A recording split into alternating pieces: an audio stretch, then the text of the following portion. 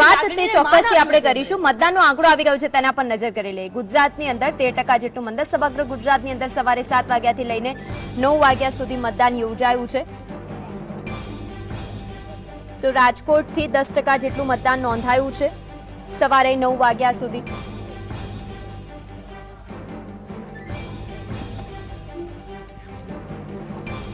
વાત કરીશું અમરેલીની. અમરેલીમાં 10% જેટલું મતદાન સવારે 7 થી લઈને 9 વાગ્યા સુધી 2 કલાક જેટલું મતદાન, 2 કલાકની અંદર 10% જેટલું મતદાન નોંધાયું છે. અમરેલીની વાત આપણે બતાવી કે 10% જેટલું મતદાન અહીં નોંધાયું છે. કેટલીક જગ્યાએ ઈવીએમમાં ગરબડ, કેટલીક જગ્યાએ ઈવીએમ ખોટકાવાની બાબતો સામે આવી છે.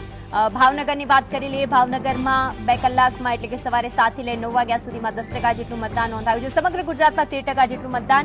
ધીમે ધીમે મતદાનની ટકાવારીનો આંકડો વધી રહ્યું છે. ભાવનગરની વાત કરીએ આપણે 10% જેટલું મતદાન. આણંદની વાત કરીએ 9% જેટલું મતદાન અહીં નોંધાયું છે.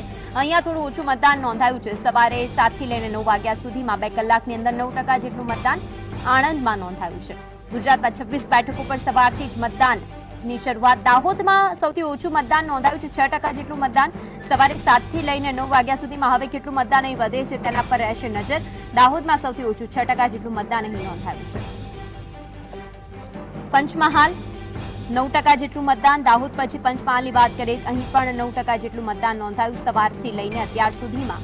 અને આંકડા કલાકે બદલાતા રહેશે. ટકાવારીમાં પણ બદલાવ જોવા મળશે.